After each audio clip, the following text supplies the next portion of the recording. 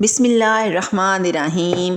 अस्सलामु अलैकुम नाज़रीन, आज मैं फिर आपके सामने एक नई सच्ची दास्तान लेकर हाजिर हुई हूँ। सुपरहिट गो में आपको खुशामदीद। नाज़रीन, वीडियो आगे देखने से पहले आप हमारे चैनल को सब्सक्राइब कर लें। अगर आप हमारे चैनल पर नए हैं तो सब्सक्राइब करना मत भूलिएगा। तो चलें शुरू करते हैं। बयान किया जाता है कि बनी इसराइल में एक इंतहाई नेक शख्स रहा करता था, जिसे अल्लाह ताला ने ज़ाहिरी हुस्न व जमाल भी दे रखा था। वो अपने हाथ से ज़ंबील बनाता और फ़रोख्त करके अपना गुज़र बसर किया करता था। एक दिन वो बादशाह के दरवाज़े पर से गुज़र रहा था कि बादशाह की बीवी की खादमा ने इसे देख लिया। जाकर मलका से कहने लगी कि यहाँ एक आदमी है कि ऐसा हसीन शख्स कभी नहीं देखा, ज़ंबील फ़रोख्त करता फिर रहा है। मलका ने हुक्म दिया, मेरे पास लाओ। इसे लाया गया तो इसे देखते ही मलका इस पर लट्टू हो गई।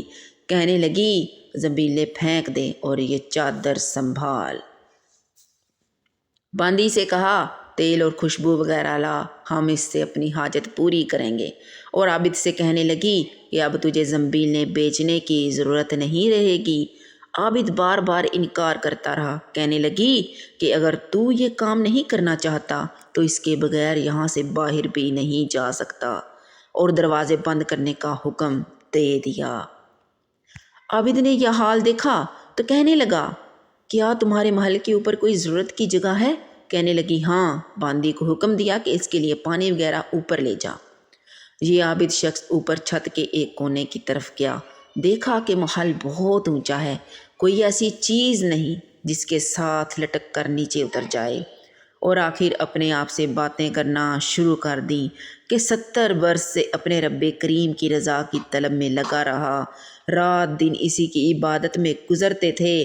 तुझ पर आज एक शाम ऐसी आई है जो तेरी इस तमाम मेहनत को ज़ाया कर देगी।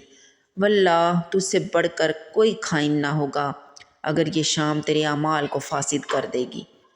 आखिर अल्लाह को क्या मुंह दिखाएगा। गर्ज इसी तरह से वो अपने आप को खिताब करता रहा और आपस में बातें करता रहा। हुजूर सल्लल्लाहु अलैहि वसल्लम फरमाते हैं कि जब इसने बुलंदी से कूद जाने का तहिया कर लिया तो अल्लाह ताला ने जिब्रील अमी अलैहिस्सलाम को निदा दी। उन्होंने लब्बैक कहकर जवाब दिया, अरशाद हुआ, मेरा बंदा मेरी मुसीबत और नाराज़गी से बचने के लिए जान की बाजी लगा रहा है। जा अपने पैरों से इसको थाम ले और इसे ज़रा भी तकलीफ़ ना होने पाए। चुनाचे जिब्रील अमी अलैहिस्सलाम ने अपना पर फैलाया, इसे पकड़कर यूं ज़मीन पर रख दिया जैसे एक मेहरबान बाप बेटे को रखता है। फरमाया कि आबिद यहाँ से सीधा घर गया। ज़ंबीलें वगैरह वहीं रह गई। सूरज गुरूब हो रहा था। बीवी कहने लगी, ज़ंबीलों की कीमत कहाँ है? कहने लगा, आज तो इनका कुछ नहीं मिला। कहने लगी, तो आज रात इफ्तार किस चीज़ से करेंगे? कहने लगा, आज की रात यूं ही ज़रा सब्र से काट लेंगे। फिर कहने लगा, उठकर तंदूर में आग जला दे। अगर हमारे हमसाए तंदूर में आग नहीं देखेंगे तो ना जाने क्या ख्यालात इनके ज़हन में दौड़ेंगे। खाम खा इन्हें परेशानी का सामना करना पड़ेगा। बीवी ने उठकर तंदूर में आग जला दी और ख़ुद वापस आकर बैठ गई। एक पड़ोसन आग लेने को आई। पूछा, आग है? जवाब मिला, आगे बढ़कर तंदूर से ले लो।